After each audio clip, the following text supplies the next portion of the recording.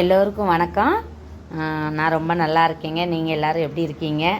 நம்ம சேனல் நல்லபடியாக போயிட்டுருக்கு. கோழி வளர்ப்பும் நான் ஓரளவுக்கு நல்லாவே போயிட்டுருக்குங்க. நிறைய பேர் புதுசாக உறவுகள் நிறைய பேர் வந்திருக்கீங்க. எல்லாருக்கும் ரொம்ப ரொம்ப நன்றிங்க. இன்றைக்கி சரியான மழைங்க. சரி, அதோட இதை எடுத்துகிட்டு அப்புறம் ஆட் பண்ணுவோம் அப்படிங்கிறக்காக அதோட வியூஸ் எடுத்தேங்க. நம்மளை பற்றி கொஞ்சம் விவரமாக, அதாவது என்ன சொல்கிறது, நம்ம கோழி வளர்ப்பை பற்றி கொஞ்சம் டீட்டெயிலாக நான் சொல்லுவேன்னு ஃபஸ்ட்டு ஸ்டார்டிங்கில் சொல்லிவிட்டு அப்புறம் வந்து வீடியோக்குள்ளே போகலாங்க. நான் வந்து ஒரு பெரிய லெவலில் கோழி பண்ணை வைக்கணும்னு ஆசைப்பட்டு ஓரளவுக்கு நார்மலாக போயிட்டுருக்க ஒரு கோழி வளர்ப்பு முறை தாங்க நான் பண்ணிகிட்ருக்கேன். என்னோடய தொழில் வந்து டெய்லரிங் பண்ணிகிட்ருக்கேன். இது வந்து ஒரு இன்ட்ரெஸ்டிங் பேரில் நான் வளர்க்க ஆரம்பித்ததுங்க. ஆனால் ஒரு கட்டத்தில் இவ்வளோ வளர்த்தா இவ்வளோ வரும், நம்ம ஒரு எய்ம் பண்ணுவோம் இல்லையா, நமக்கு ஒரு கோழி வளர்த்தா 6 மாதத்தில் இவ்வளோ பெருசாயிரும், இவ்வளோ விற்றா இவ்வளோ லாபம், அப்போ 50 கோழி வளர்த்தா எவ்வளவு, 100 கோழி வளர்த்தா எவ்வளவு அப்படிங்கிற ஒரு எய்மிங்கில் வந்து அதை சாதிக்க முடியாமல், ரிட்டர்ன்லேயும் வர முடியாமல், எப்படியாவது கொஞ்சம் நம்ம செட்டு போட்டுட்டோம், செலவு பண்ணிட்டோம், ஒரு பக்கம் நமக்கு வந்து எல்லா வசதிகளும் பண்ணியாச்சு, நமக்கு கோழி மட்டும் தான் இல்லை அப்படிங்கும்போது மறுபடியும் பெருக்கிக்கலாம் அப்படிங்கிற ஒரு ஐடியாவில் ஃபஸ்ட்லேருந்து ஸ்டார்ட் பண்ணி ஓரளவுக்கு போட்டுக்கிட்டு இருந்தேன், நான் வளர்த்துக்கிட்டு இருந்தேன். ஆனால் இப்போ போட்டுக்கிட்டு இருந்தேங்கிறது என்னென்னா யூடியூப்பில் போட்டுக்கிட்டு இருக்கிறத சொல்ல வரேன். அதுக்கப்புறம் ஒரு கட்டத்தில் யூடியூப் வந்து எனக்கு கை கொடுத்துச்சு. யூடியூப் அதில் நிறையா ஃப்ரெண்ட்ஸு வளர்க்குறதுக்கும் சரி விற்கிறதுக்கும் சரி எத்தனை பேர் போட்டி போட்டு நான் பண்ணுறேன், நான் உதவி பண்ணுறேன், நான் உங்கள்கிட்ட வாங்கிக்கிறேன், எல்லா வித உதவிகளையும் எனக்கு யூடியூப் மூலமாக கிடச்சிருக்கு. நிறைய மைனஸ்லாம் நிறைய பேர் சொல்லியிருப்பாங்க, யூடியூப்பில் போட்டால் இந்த இதுன்னு கிடையாது, வேறு எல்லா சோசியல் மீடியாவுக்குள்ளே வந்தால் இவ்வளோ பிரச்சனை இருக்குதுன்னு சொல்லியிருப்பாங்க. ஆனால் எனக்கு வந்து இது வரைக்கும் எந்த பிரச்சனையும் இல்லை, எல்லாமே நன்மையாக தான் இருக்குது. இன்னும் நன்மையாக இருக்கணும்னு கடவுளை வேண்டிக்கிறேன். வர்றேங்க. என்னோட எய்ம் என்னென்னா, நம்ம வீட்டை தேடி நம்மக்கிட்ட வர வைக்கணும் அப்படிங்கிற ஒரு கான்செப்ட் எனக்கு இருந்துக்கிட்டே இருந்துச்சு. ஏன்னா நம்ம வந்து தூக்கி விற்றுக்கிட்டே தெரிஞ்சோன்னா நம்மளோட மார்க்கெட்டிங் வந்து குறைஞ்சிருது.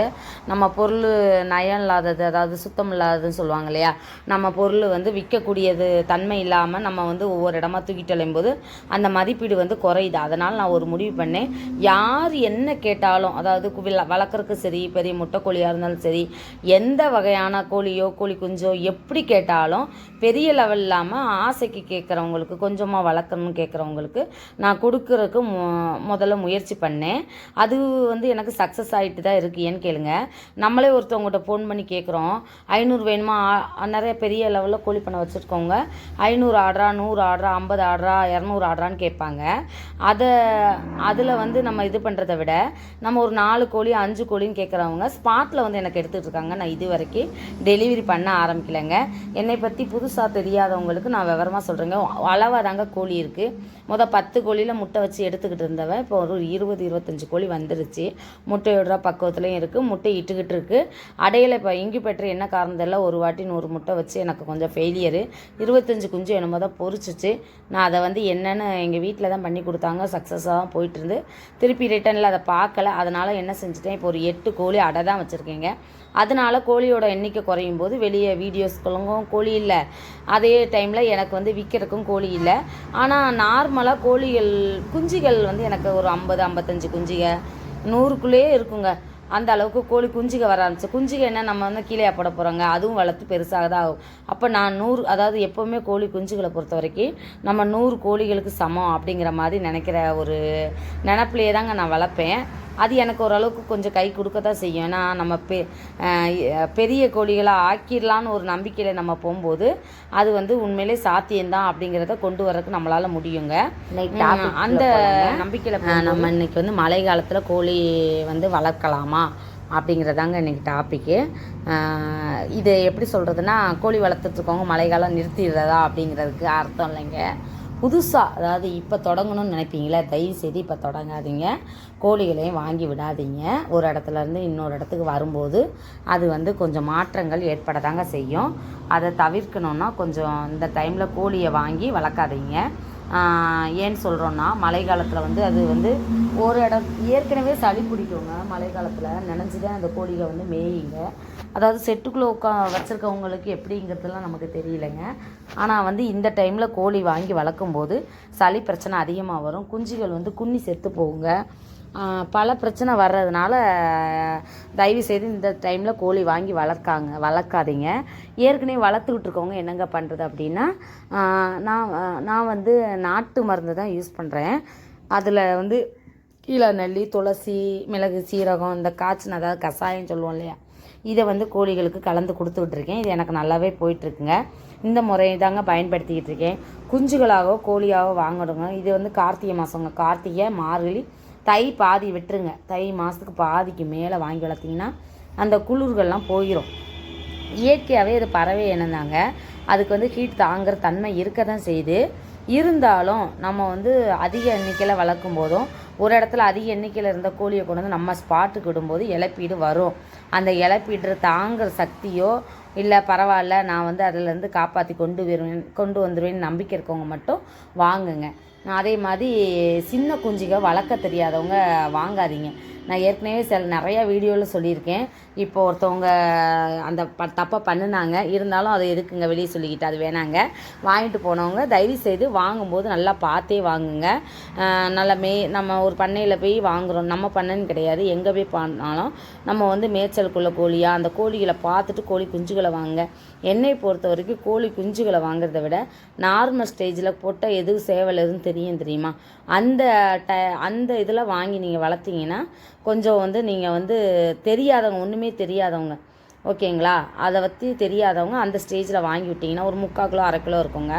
ஒரு 300 400 ஸ்டேஜில் வாங்கி விட்டிங்கன்னா அது வந்து உங்களுக்கு பலன் கிடைக்குங்க. கொஞ்சம் வெயிட் பண்ணி தான் ஆகணும். உள்ளே உங்களுக்கு சீக்கிரம் பலன் தரணும்னா அதில் கூட 4 கோழியை வாங்கி விடுங்கங்க. ஒரு சேவலும் ஒரு 5 கோழியும் வரைக்கும் வாங்கி விடுங்கங்க. வாங்கி விடும்போது வந்து உங்களுக்கு வந்து அதில் உள்ள பலனை சீக்கிரம் எடுத்துடலாம். 1 மாதம் 2 மாதம் நம்ம புதுசாக வந்தாலுமே நம்ம இடங்களை பழகிட்டு இங்கேயே முட்டையிட ஆரம்பிக்கும்போது தன்மை நல்லாயிருக்கும். முட்டையிடுற கோழியை தயவுசெய்து வாங்காதீங்க. முட்டையை இட்டுக்கிட்டு இருக்க கோழியை வாங்காதீங்க. ஏன்னு கேளுங்க, சேவல் காரணமாகவும் அது ஏற்கனவே மலட்டுத்தன்மை உள்ள கோழியாக இருக்கவும் வாய்ப்பு இருக்குங்க. கோழிகள்லேயும் மலட்டுத்தன்மை நிறைய கோழிகளுக்கு உண்டு. குறிப்பிட்ட பக்குவத்தில் வந்து மேய்ச்சலே விடாமல் உள்ளே போட்டு அடைச்சி தீவனங்களை அதிகமாக கொடுக்கும்போது ஒரு சில கோழிகளுக்கு அந்த மலட்டுத்தன்மை கண்டிப்பாக இருக்குங்க.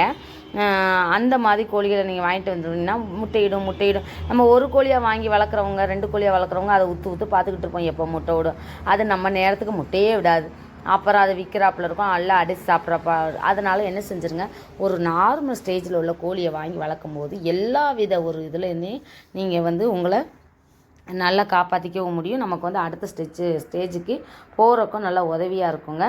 எல்லாமே தெரிஞ்சே வாங்குங்க. ப்ளூடிங் செட்டப் போட தெரிஞ்சவங்க மட்டும் ப்ளூடிங் செட்டப்பில் உள்ள கோழி குஞ்சுகளை வாங்குங்க.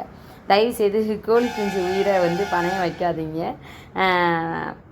நம்மக்கிட்ட இருந்தால் கூட ஏன்க்கா அப்போ மழை காலத்தில் இப்படி நான் சத்தியமாக அடை வைக்கக்கூடாதுன்னு தான் நினச்சேன். எனக்கு விற்பனை வாய்ப்பு ஃபுல்லாகவே போனதுனால ஏதோ பாதிக்கு பாதியாவது மிச்சம் வரும் இல்லையா அப்படிங்கிற ஒரு கோணத்தில் தான் அடை வச்சுருக்கேன். இதுலேயுமே ப்ளூடிங் செட்டப் போடாமல் கோழிகளோட விடுறதுக்கு ஏதாவது வாய்ப்புகள் இருக்குமா அப்படிங்கிறத நானே யோசிச்சுட்டு தான் இருக்கேன். வாழ்க்கையில் எப்படி எல்லா அனுபவம் நம்ம ஒவ்வொரு ஸ்டெப்பாக வந்து ஒவ்வொரு அனுபவத்தையும் கடைசி வரைக்கும் கற்றுக்குறோமோ அதே மாதிரி தான் கோழி வளர்ப்புலைங்க. இதுதான் முடிவு அப்படிங்கிறதே இல்லை, இதுக்கு எல்கையே இல்லை. இப்படி பண்ணுனா செட் ஆகுமா, அப்படி பண்ணால் செட் ஆகுமா அப்படிங்கிறத அடுத்தவங்க அனுபவத்துலேயும் கேட்டு தெரிஞ்சுக்கலாம். நம்மளோட அனுபவம் ரொம்ப முக்கியங்க. நம்மளோட அனுபவம் மட்டும்தாங்க நமக்கு வழிகாட்டும். அடுத்தவங்களோட அனுபவம் நமக்கு வழிகாட்டாது. நீங்கள் வந்து முன் உதாரணம்னா உங்களையே தான் எடுத்துக்கணுங்க. இப்படி பண்ணணுமே, இப்போ இப்படி பண்ணக்கூடாது அப்படிங்கிறத நீங்கள் தான் வந்து முடிவு பண்ணிட்டு பண்ணணுங்க. யாரையும் நம்பி கோழி வளர்க்காதீங்க, யாரையும் நம்பி கோழி வாங்காதீங்க, நான் என்னையுமே நம்பி வாங்காதீங்க. நீங்கள் வந்து ஸ்பாட்டில் பார்த்து உங்களுக்கு பிடிச்சிருக்கா வாங்கிட்டு போங்க. இல்லைக்கா எனக்கு இந்த கோழி வேணாங்க்கா, நான் வேறு இடத்துல வாங்கிக்கிறேன், தயவு தாராளமாக போகலாங்க. இன்னொன்று நல்ல தெளிவாக சொல்லிக்கிறேங்க, என்னோடது வந்து சிறுவிடை கிடையாது. நான் அதாவது இடைவெட்டு தான். இடைவெட்டுனா எப்படி